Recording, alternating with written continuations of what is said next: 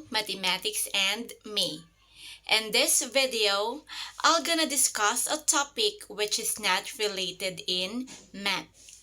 And this topic is effective learning environment and learners with exceptionalities.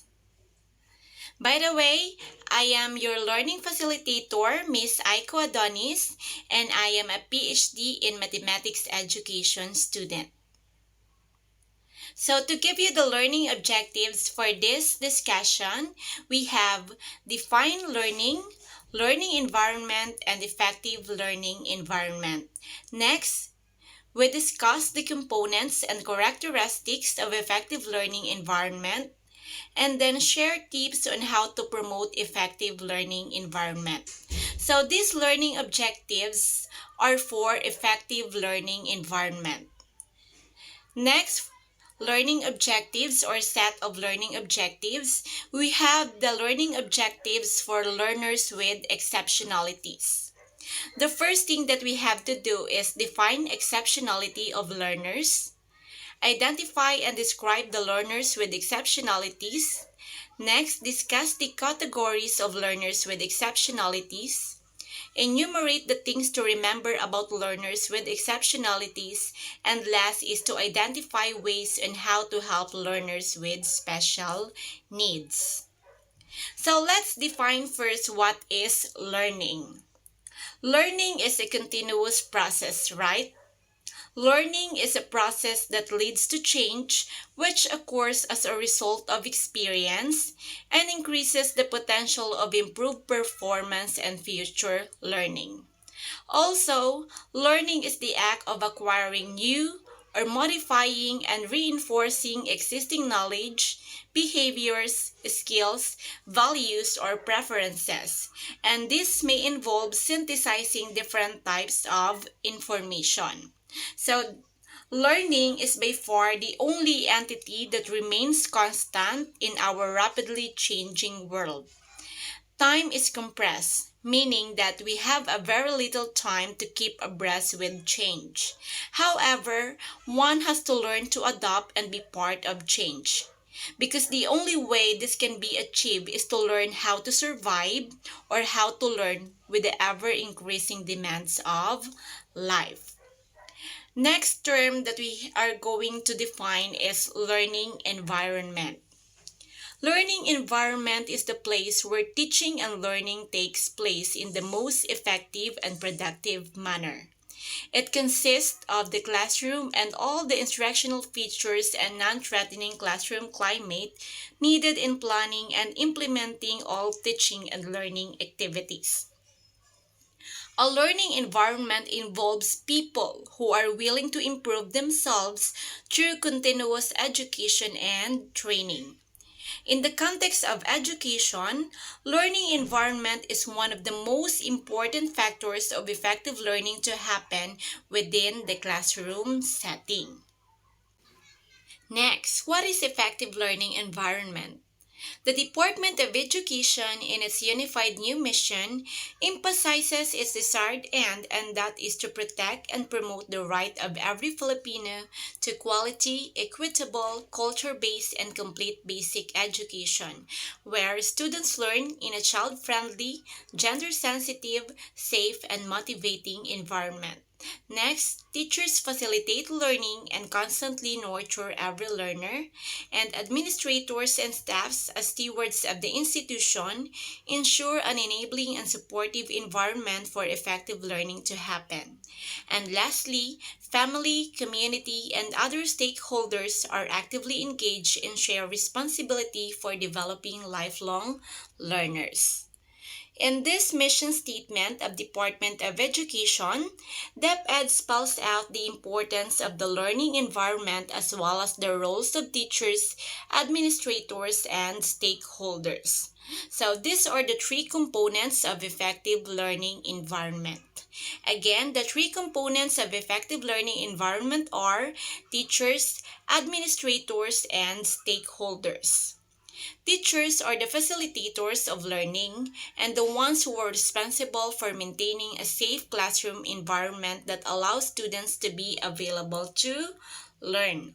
Since teachers are the ones who facilitate learning, they should prepare themselves and connect to the world to keep updated with the different styles, technologies, methodologies, and strategies that will help them provide an efficient learning delivery to its clientele, who are the Filipino learners.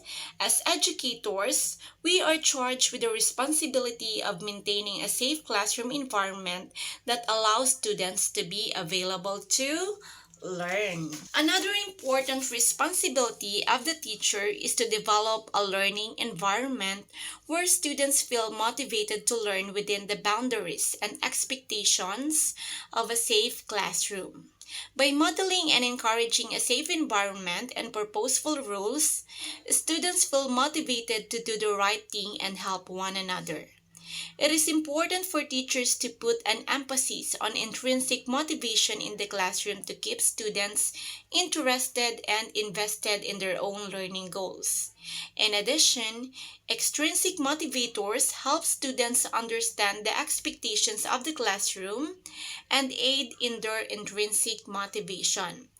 These kinds of motivators include praise, positive reinforcement, and rewards for exceptional behaviors. Next component are the administrators. Administrators ensure that every learning center has enabling and supportive environment and ensure that availability of the learning provisions including the learner's welfare. Administrators' roles are vital for they are the ones who ensure that every learning center has enabling and supportive environment that ensures the availability of the learning provisions including the learner's welfare. And last component are stakeholders. Stakeholders' participation is very important since they serve as partners who share the responsibility along with the government as facilitators for ensuring the development of lifelong learning. An example of this is this time of pandemic, the family and the community are actively engaged in the distance learning of students, such as or wherein the community, the barangay officials, and the families or the parents or the guardians are the ones who get the modules and distribute the modules to the students since the students cannot able to go outside of their community. So working hand in hand of these three components in learning environments will result to a creation of wholesome and effective learning environment that will push the creation of a positive learning environment considering that our students deserves a better education. Next, we have 10 characteristics of a highly effective learning environment. First, we have the students ask more questions than the teacher. If the students keep on asking questions, it means that they are attentive and interested in the lesson. So it is better that the students ask more questions than the teacher.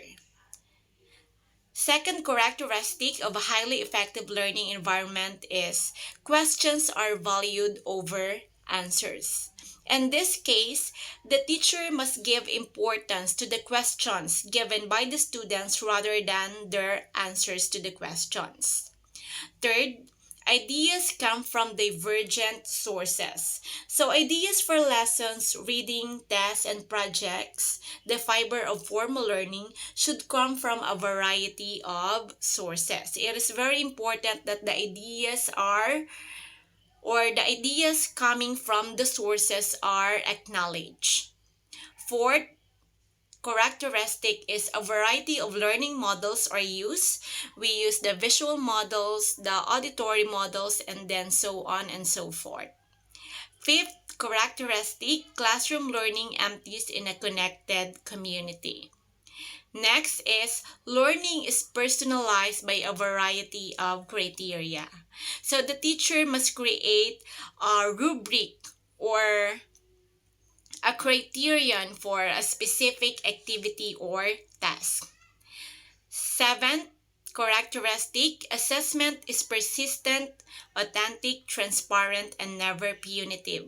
So the assessment of students must be authentic and transparent. That is very important.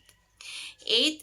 Characteristic. The criteria for success is diverse, transparent, and co-created with students and families. Yes, of course. It is important that the criteria should be open or transparent to the students and to their families so that they can able to understand their goals and the result of their performance based from the criteria or criterion of the task or the performance task. 9. Characteristic, learning habits are constantly modeled, and 10th, there are constant and creative opportunities for practice and growth. So that are the 10 characteristics of highly effective learning environment. Okay, now in order to achieve a highly effective learning environment, we have also 10 tips for effective learning environment. So these are the 10 tips for effective learning environment. Number 1, build community. Building caring relationships with students is the cornerstone of good classroom management. Building this relationship, teacher student, student student, and classroom community, and creating the time and space to do so in the beginning of the year and throughout the following months can make or break a classroom. Simply put, when there is care in the air, there will be significantly fewer behavioral problems. So getting to know one another is very important. Second, tip, design a safe, friendly, and well-managed classroom environment. The right physical environment helps create a positive learning community. When students walk into a classroom, they need to feel ownership. The writing assignments and projects should prevail on the walls, and they should have as easy access to supplies and handouts and place to turn in class assignment. As a teacher, we should ask students to be designers of their own room. The more they see themselves in the environment or the room or the classroom they stayed, the more they feel valued.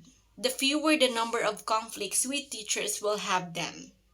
So that is one of the tip in order to make the students feel valued.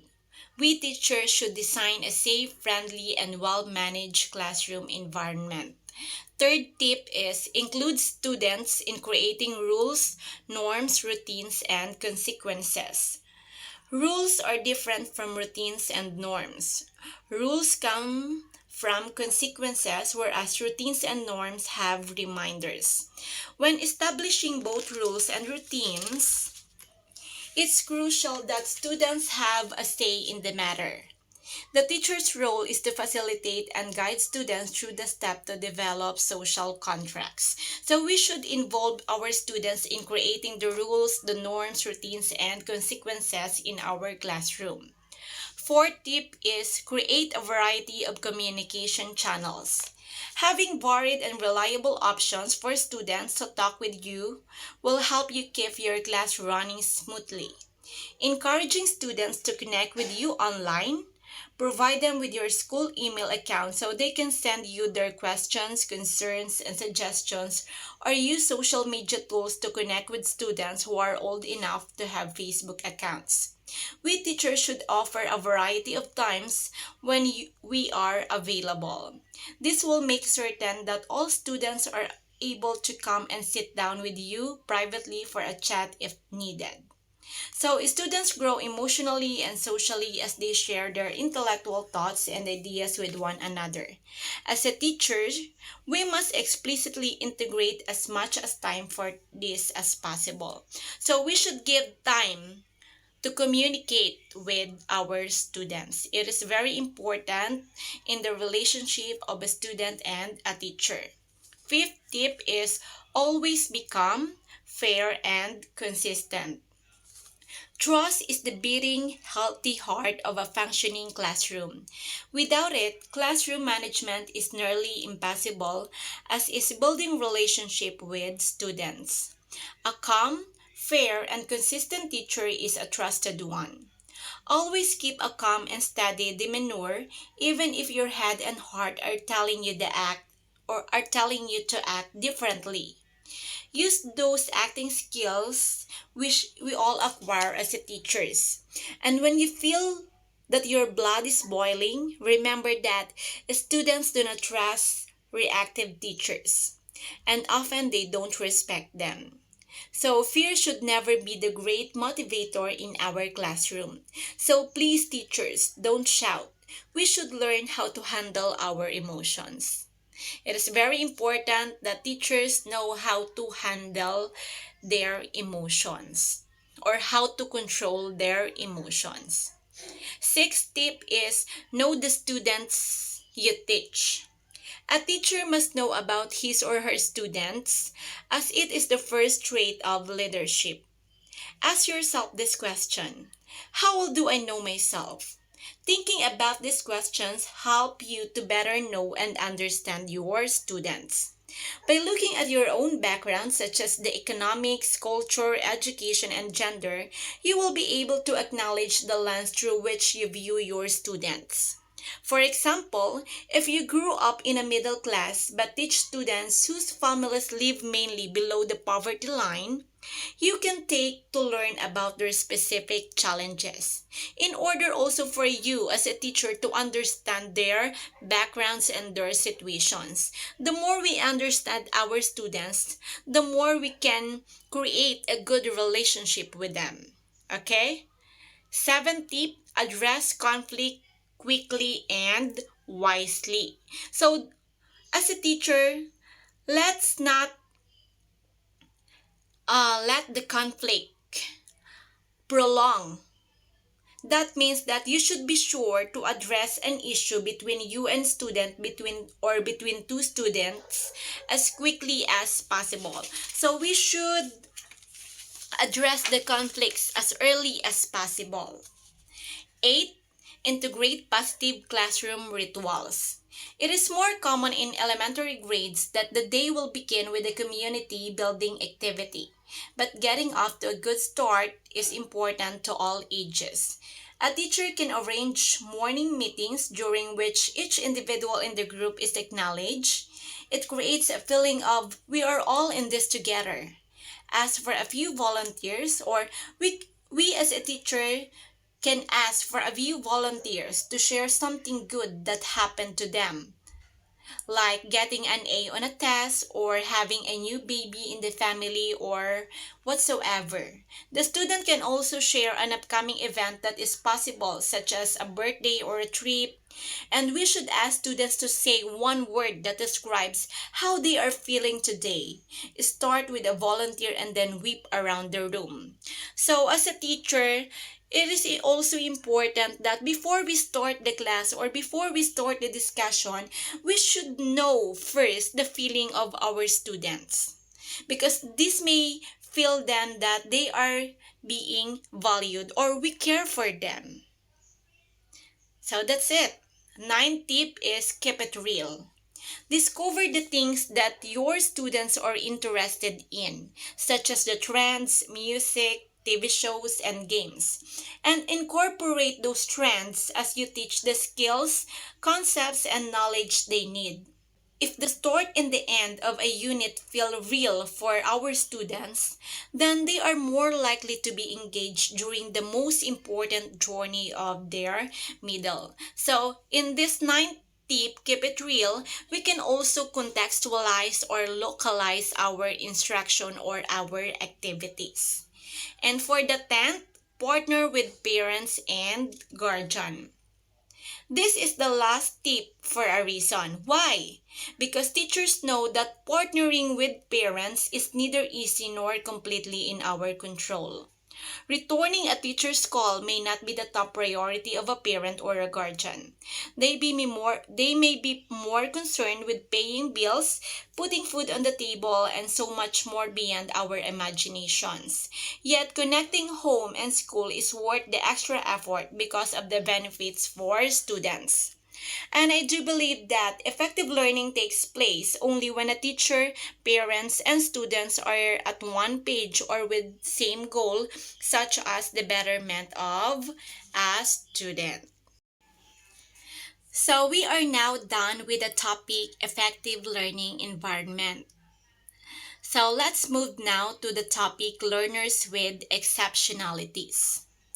The Recognizing Excellence in Learning and Teaching project, known as Relate, funded by William T. Grant Foundation, has taken an in-depth look at the most volatile of classrooms, those primarily serving students with emotional and behavioral disorders, which will be tackled in this part of the discussion. With the kind of students we are serving, we teachers should possess an expertise in handling these cases. That's why it is very important for us to know what is exceptionality. Who are the learners with exceptionalities? What are the categories of learners with exceptionalities?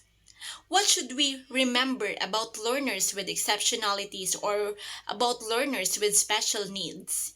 And how will we help learners with special needs or learners with exceptionalities? The World Health Organization proposed three terms for exceptionality, which are impairment, disability, and handicap, and that will be tackled later on. Now let's have first who are the learners with exceptionalities, or what is exceptionality? The term learners with exceptionalities refers to individuals whose physical, behavioral, or cognitive performance is so different from the norm that additional services are required to meet the individual's needs. The term exceptional refers to students who learn and develop differently from most others, or students who have exceptional learning styles, exceptional talents, or exceptional behaviors. Exceptional students are those who fall outside the normal range of development. This includes the students who are above normal and students who are below normal. So again, the World Health Organization proposed three terms for exceptionality. The words impairment, disability, and handicap are often used interchangeably. They have very different meanings, however. The differences in meaning are important for understanding the learners with exceptionalities. Impairment is any loss or abnormality of psychological, physiological, or anatomical structure or function, while disability is any restriction or lack resulting from an impairment of ability to perform an activity in the manner or within the range considered normal for a human being. However, handicap is a disadvantage for a given individual that limits or prevents the fulfillment of a role that is normal. As traditionally used, impairment refers to a problem with the structure or organ of the body, while disability is a functional limitation with regard to a particular disability. And handicap refers to a disadvantage in filling a role in life relative to a peer group. Now, in order for us to understand the differences among impairment, disability, and handicap, let us consider this sample situation. David is a 4-year-old who has a form of cerebral palsy called spastic diplegia. David's CP or cerebral palsy causes his legs to be stiff, tight, and difficult to move. He cannot stand or walk. So we are now going to illustrate the impairment, the disability, and the handicap in this situation. So, the inability to move the legs easily at the joints and the inability to bear weight on the feet is the impairment of David. While David's inability to walk is a disability, his level of disability can be improved with physical therapy and special equipment. For example, if he learns to use walker with braces, his level of disability will improve. Again, disability is the David's inability to walk, while impairment is the inability to move the legs. It talks about the physical or the structure of the body, while disability talks about the restriction or lack of the ability to perform an activity. And handicap, in the situation, David's cerebral palsy is handicapping to the extent that if it prevents him from fulfilling a normal role at school, home, and in the community. So again, impairment is a problem with structure or organ of the body, while disability is a functional limitation with regard to a particular activity, and handicap refers to the disadvantage in filling a role in relative to a peer group. Now, let's have the categories of exceptionalities according to the educational psychology book of Omrods. According to Omrod, there are 5 categories of exceptionalities, which are cognitive or academic difficulties, social or emotional and behavioral difficulties, physical disabilities and health impairments, sensory impairments, and giftedness. Now let's have it one by one. Let's have first cognitive or academic difficulties. Under cognitive or academic difficulties, we have learning disabilities, ADHD or attention deficit hyperactivity disorder, and speech and communication disorder. So, learning disabilities refers to the perception, language, memory, or metacognition, such as dysplexia or dyslexia. Dyslexia is the reading disorder. Dysgraphia is the writing disorder. Dyscalculia is the arithmetic disorder. And dyspraxia is the psychomotor disorder. While or ADHD affect a student's ability to focus, pay attention, listen, or put effort in schoolwork. ADHD also make a student fidgety, restless, talk too much, or disrupt the class. So these are the qualities or the characteristics of a student with ADHD. Next, speech and communication disorders. A speech disorder is an impairment of the articulation of speech sounds, fluency, or voice. These refer to the students who have difficulty in talking. A language disorder in addition is an impaired comprehension or use of spoken, written, or other symbol systems. The disorder may involve the form of language such as phonology, morphology, syntax, the content of the language or the sentences, and or the function of language in communication in any combination.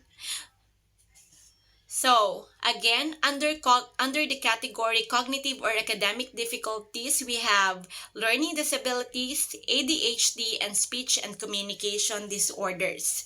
Next category of learners with exceptionalities is social or emotional and behavioral difficulties. Under this category, we have autism, mental retardation, and emotional or conduct disorders.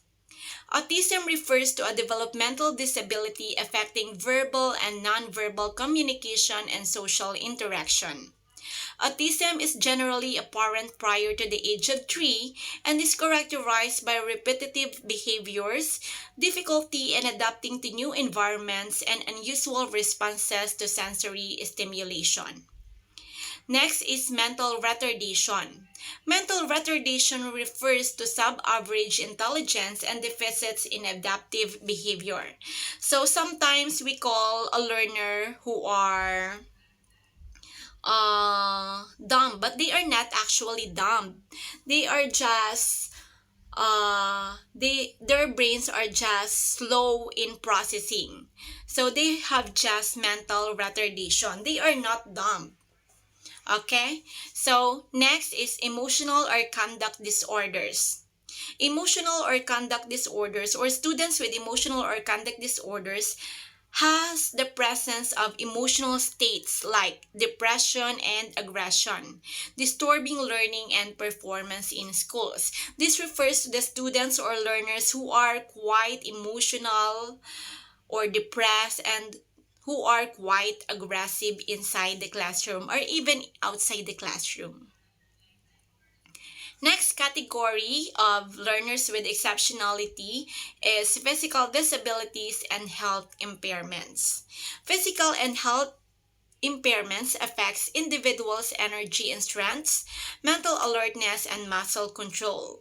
This can include any of a number of disabilities such as orthopedic impairments or other health impairments like asthma, hemophilia, or lead poisoning, and severe and multiple disabilities refers to the presence of two or more different types of disabilities, physical and health disabilities. Let's move forward on the next category, which is sensory impairments. This include visual impairments and hearing impairments. Okay, visual impairment and hearing impairments. Visual impairments refers to the malfunction of the eyes or the optic nerves that prevent normal vision. It can be myopia or farsightedness, hyperopia or nearsightedness, or astigmatism. By the way, astigmatism is a common and treatable imperfection in the curvature of the eye that causes blurred distance and nerve vision. So that is astigmatism. Next is hearing impairments. Hearing impairments refers to the malfunction of the ears or auditory nerves that hinders perception of sounds within the frequency range of normal speech. Deafness is also a hearing impairment. And fifth is giftedness. Gifted children possess demonstrated or potential abilities that give evidence of high performance capabilities in areas such as intellectual, creative, academic, or leadership ability or visual or performing art. For that reason, these children require activities or services not provided ordinarily by schools. Gifted and talented children tend to be highly motivated, learn to read early, and perform well academically.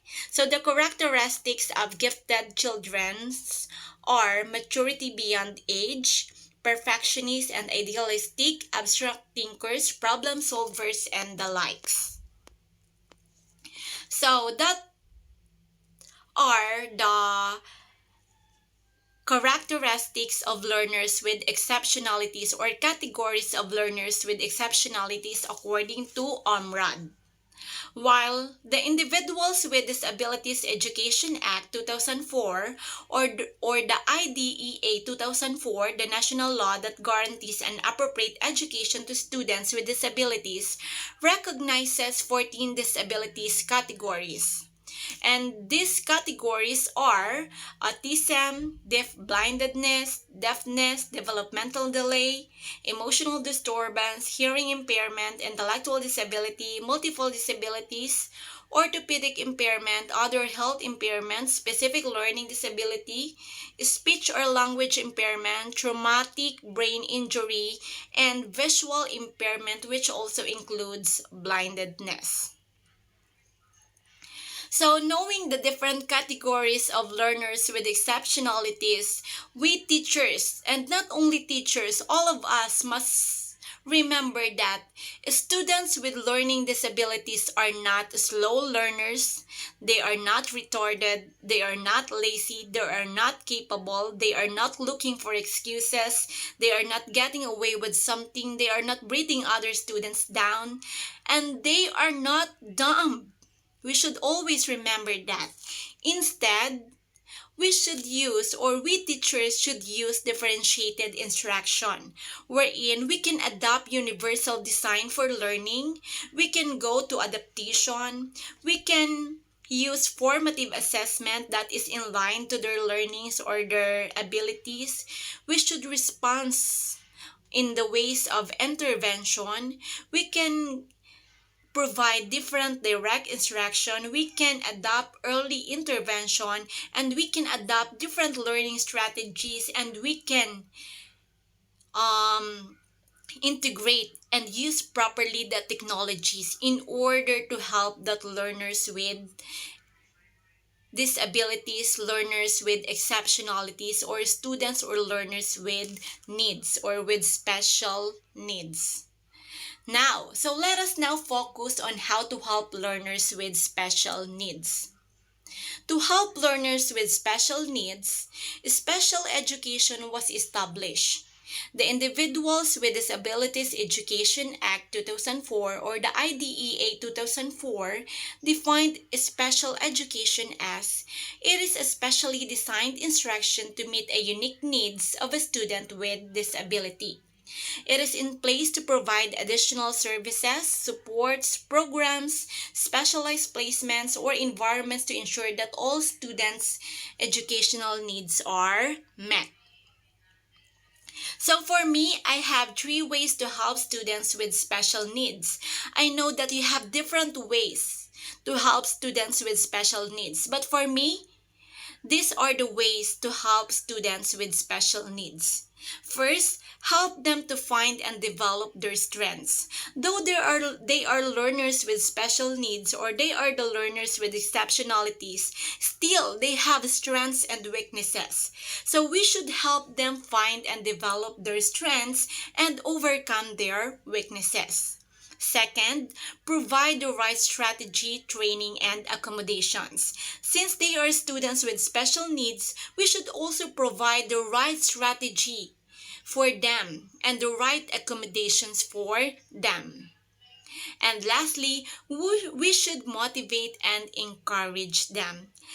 Though they are the learners with exceptionality, still they are special, and they are exceptional, and they deserve better education, quality, and better education.